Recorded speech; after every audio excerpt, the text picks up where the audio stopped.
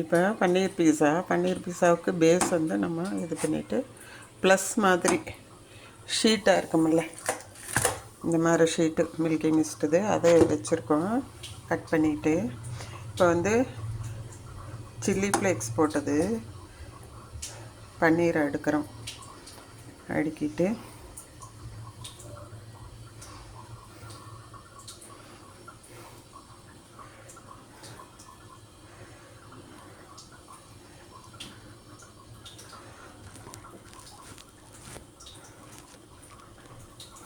எடுக்கிறோம். அடுக்கி முடித்தாச்சு.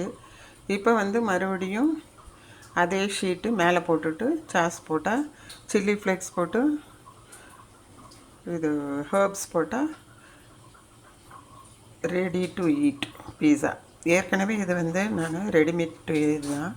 அதை வந்து லைட் ஆயில் போட்டுட்டு 2 சைடும் மொறுன்னு வறுத்து எடுத்துருக்கேன். அடுப்பு ஆஃபில் தான் இருக்குது. இப்போ அடுக்கியாச்சு.